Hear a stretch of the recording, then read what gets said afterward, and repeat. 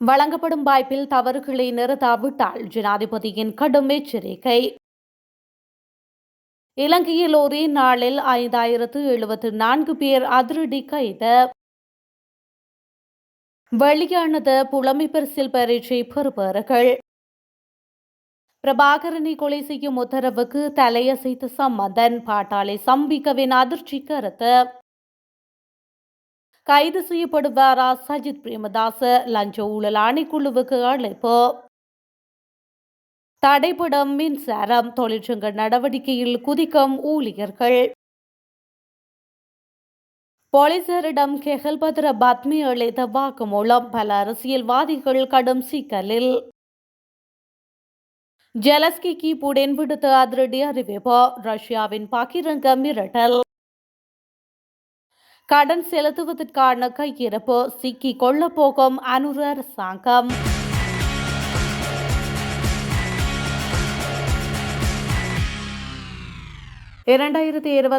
ஆண்டுக்கான தரம் இந்த புலமை பரிசில் பரீட்சையின் முடிவுகள் வெளியிடப்பட்டுள்ளதாக பரீட்சைகள் திணைக்களம் தெரிவித்துள்ளது.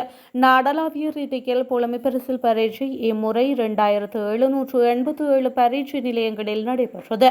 இதன்படி இந்த வருடம் 2,31,638 சிங்கள மொழி விண்ணப்பதாரர்கள் மற்றும் 76,313 தமிழ் மொழி விண்ணப்பதாரர்கள் உட்பட மொத்தம் 3,07,959 விண்ணப்பதாரர்கள் புலமை பரிசில் பரீட்சைக்கு தோற்றியுள்ளனர். பரீட்சைகள் ஆணையாளர் நாயகத்தின் கூற்றுப்படி இந்த ஆண்டு பிரெய்லி எழுத்துக்களை பயன்படுத்தி 12 பரீட்சார்த்திகள் உட்பட மொத்தம் 901 சிறப்பு தேவையுடைய மாணவர்கள் பரீட்சைக்கு தோற்றியுள்ளமையும் குறிப்பிடத்தக்கது. இலங்கை ராணுவம் விடுதலை புலிகளின் தலைவரை மீட்பது தொடர்பாக மறைந்த முன்னாள் நாடாளுமன்ற உறுப்பினர் ரா சம்பந்தனுடன் பல விடயங்களை கலந்தாலோசித்ததாக முன்னாள் அமைச்சர் பாட்டாளி சம்பிக்க ரணவக்க தெரிவித்துள்ளார். குறித்த சந்தர்ப்பத்தில் சம்பந்தன் உள்ளிட்ட இலங்கையின் தமிழ் தலைவர்கள் மற்றும் கருணாநிதி, ஜெயலலிதா, சர்வதேச உள்ளூர் தமிழ் தலைவர்கள் அனைவரும் சந்தித்து பேசியதாகவும் கூறியுள்ளார். அந்த சந்தர்ப்பத்தில் இலங்கை ராணுவம் விடுதலை புலிகளின் தலைவரை சுற்றி வளைப்பது தொடர்பில் கலந்துரையாடிய கூறியுள்ளார். மேலும் கனடா உட்பட குமரன் பத்மநாதன் ஊடாக சர்வதேச ஒத்துழைப்பு மேற்கொள்ளப்பட்டது என்றும் கூறியுள்ளார். அதனூடாக விடுதலை புலிகளின் தலைவரை கடல் மார்க்கமாக கொண்டு செல்வதற்கு அதற்கு அமெரிக்காவின் மெரைன் ஒத்துழைப்பும் பெறப்பட்டுள்ளது என்றும் பாட்டாளி பகிரங்க கருத்தொன்றை வெளிப்படுத்தியுள்ளார். இறுதியில் சம்பந்தன் உட்பட அனைத்து சர்வதேச மற்றும் உள்ளூர் தலைவர்கள் பிரபாகரனை கொலை செய்யுமாறு கூறியதாகவும் பாட்டாளி சம்பிக்க ரணவக்க சுட்டிக்காட்டியுள்ளார். எதிர்க்கட்சித் தலைவரும் ஐக்கிய மக்கள் சக்தியின் தலைவருமான சஜித் பிரேமதாச லஞ்சம் அல்லது ஊழல் குற்றச்சாட்டுகளை விசாரிக்கும் ஆணைக்குழுவில் முன்னிலையாக உள்ளதாக தகவல்கள் தெரிவிக்கின்றன. இந்த அழைப்பாணை ஆணைக்குழுவிற்கு கிடைத்த முறைப்பாட்டின் அடிப்படையில் நடைபெற்று வரும் விசாரணையுடன் தொடர்புடையதாக கூறப்படுகின்றது. ஆதாரங்களின்படி ஐக்கிய தேசிய கட்சியின் ஸ்ரீகொத்தா தலைமையகத்தின் அபிவிருத்தி நடவடிக்கைகளுக்கு அரசு நிதி பயன்படுத்தப்பட்டதாக முறைப்பாடளிக்கப்பட்டுள்ளதாக வருகின்றது.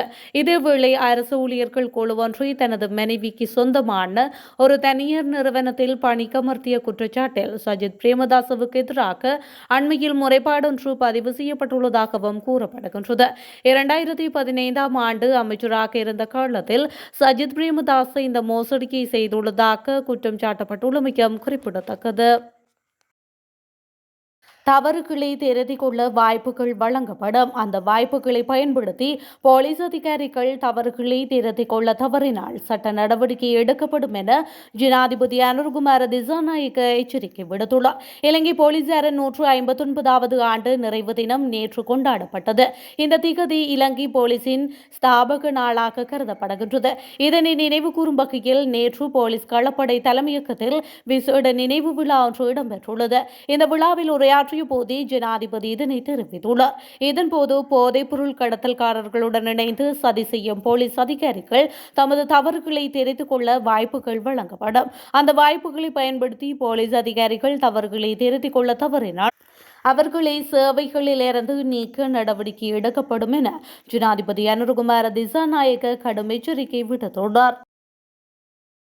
இந்தோனேஷியாவில் கைது செய்யப்பட்டு இலங்கைக்கு அழைத்து வரப்பட்டுள்ள கேகல்பத்தரை பத்மே உள்ளிட்ட பாதாள உலக குழுவினரிடம் நடாத்தப்பட்ட விசாரணையின் போது விசேட அதிரடிப்படையினர், அரசியல்வாதிகள், போலீசார் சம்பந்தப்பட்டுள்ளதாக போலீஸ் குற்றப்பிரிவின் பிரதி போலீஸ் மா அதிபர் ரொஹான் ஒலுகல தெரிவித்துள்ளார். அதற்கான ஆதாரங்களை கொண்டு விசாரணை நடைபெறுகின்றது.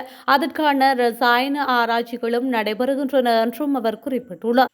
போலீஸ் மா அதிபரோடு பணிபுரிக்கு அமைவாக குற்றப்புலனாய்வு திணைக்களத்தினரால் பஸ்தேவா என்ற சந்தேக நபர் ஒருவர் தாய்லாந்து செல்லும் போது கட்டுநாயக்க விமான நிலையத்தில் கைது செய்யப்பட்டு போலீசாரிடம் ஒப்படைக்கப்பட்டுள்ளமையும் குறிப்பிடத்தக்கது. இலங்கையில் ஒரே நாளில் மேற்கொள்ளப்பட்ட விசேட சுற்றிவளைப்பு நடவடிக்கையின் போது 5074 பேர் கைது செய்யப்பட்டுள்ளனர் என்று போலீஸ் ஊடக பிரிவு தெரிவித்துள்ளது.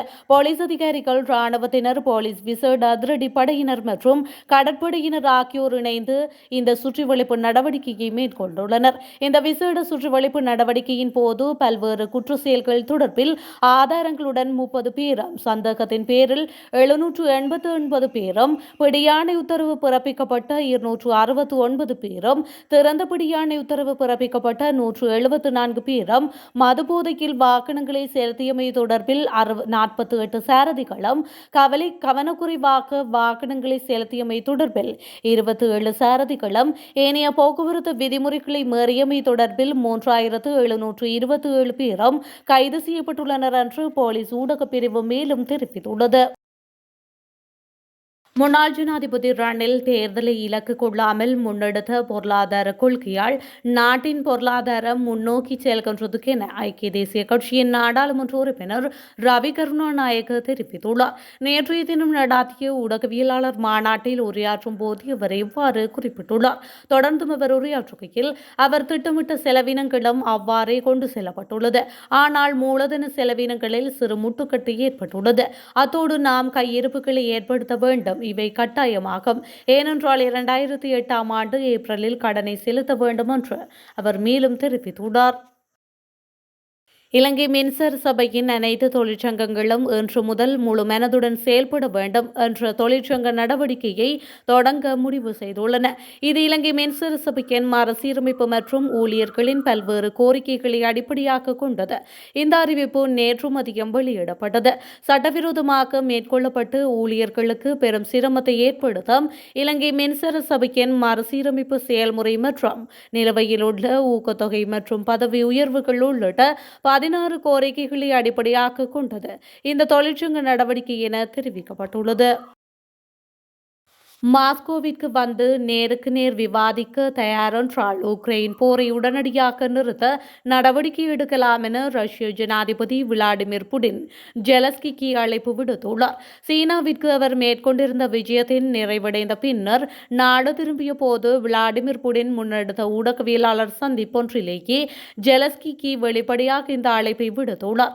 அத்துடன் ஒப்பந்தத்தின் அடிப்படையில் உக்ரைன் போரை முடிவுக்கு கொண்டுவர முடியும் என்று தான் நம்புவதாகவும் புடின் குறிப்பிட்டுள்ளார்.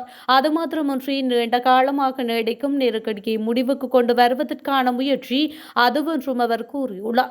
இல்லையென்றால் இந்த மோதல் ராணுவ ரீதியாக தீர்க்கப்படும் என்றும் புடின் மிரட்டல் விடுத்துள்ளார். உக்ரைன் போர் தொடர்பில் மாஸ்கோவில் பேச்சுவார்த்தையை முன்னெடுக்க வேண்டும் என்று புடின் அழைப்பு விடுப்பது இதுவே முதல் முறையல்ல. அலாஸ்காவில் டொனால்ட் ட்ரம்புடனான சந்திப்பை அடுத்த கட்ட பேச்சுவார்த்தை மாஸ்கோவில் முன்னெடுக்கலாம் என அப்போதும் புடின் அழைப்பு விடுத்திருந்தார்.